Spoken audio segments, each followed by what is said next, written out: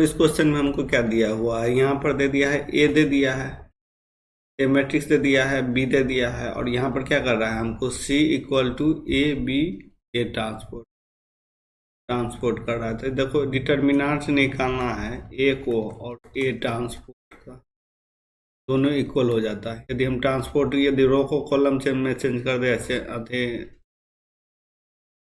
Column को रो में, उसका डिटर्मिनेंट निकालेंगे तो सेम निकलता है।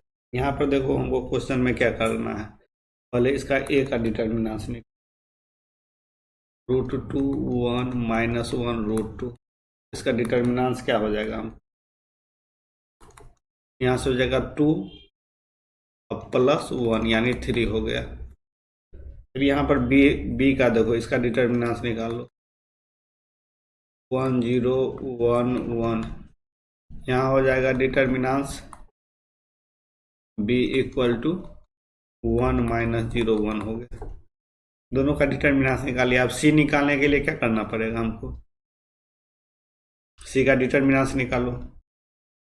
Determinant C equal to, now क्या दे दिया हमको, सो देख लो पहले, ए बी ए ट्रांसपोर्ट, यहाँ determinant C equal to determinant A into determinant B into determinant A कर दो।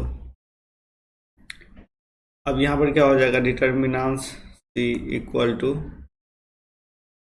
डिटर्मिनेंट ए और ए ट्रांसपोर्ट है ना, दोनों का क्या हो जाता है, इक्वल हो जाता है। तो यहाँ पर लिखो डिटर्मिनेंट ए का whole square into determinant B. अब हमको यहाँ पर क्या हो जाएगा, 3 का होल स्क्वायर इंटू 1, यानी डिटर्मिनेंट सी इक्वल टू क्या हो गया हमको, डिटर्मिनेंट सी इक्वल टू 9 हो गया, सी इक्वल टू डिटर्मिनेंट 9 हो गया। अब यहाँ से देखो क्वेश्चन में एक्स निकालने के लिए वैल्यू कह रहा है ना, एक्स इक्वल टू क्या है, A transpose C square, X equal to A transpose C square. अब इसका डिटर्मिनेंट हमको क्या वैल्यू निकालने के लिए कह रहा है, एक्स का डिटर्मिनेंट क्या होगा, तो एक्स का डिटर्मिनेंट निकालने के लिए ए ट्रांसपोर्ट का डिटर्मिनेंट सी एस, इसका डिटर्मिनेंट सी का डिटर्मिनेंट और उसका होल स्क्वायर कर दो। तो यहाँ पर क्या हो जाएगा, डिटर्मिनेंट एक्स, फिर क्या हो जाएगा हमको ए ट्रांसपोर्ट सी स्क्वायर, इसका डिटर्मिनेंट। तो यहाँ पर क्या हो जाएगा हमको, ए ट्रांसपोर्ट का डिटर्मिनेंट सी का डिटर्मिनेंट का होल स्क्वायर ए का डिटर्मिनेंट। तो यहाँ लिख दो ए का डिटर्मिनेंट, ये 2 बार है, ट्रांसपोर्ट दोनों का सेम होता है तो इसको होल स्क्वायर लिख दो, सी का डिटर्मिनेंट का होल स्क्वायर एक्स का डिटर्मिनेंट। देखो ये हो गया। तो यहाँ से देखो ए का डिटर्मिनेंट क्या आया था हमको, ए का डिटर्मिनेंट हमको 3 आया था, और सी का डिटर्मिनेंट हमको कितना आया था, सो लिख लो यहाँ पर, सी का डिटर्मिनेंट हमको 9 आया था,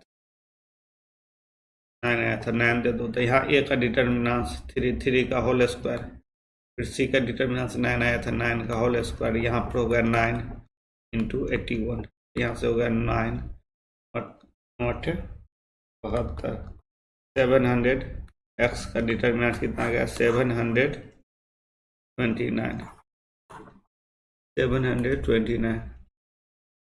यानी सेकेंड आंसर हो गया। कौन सा आंसर हो गया हमको, सेकेंड हो गया। Thank you.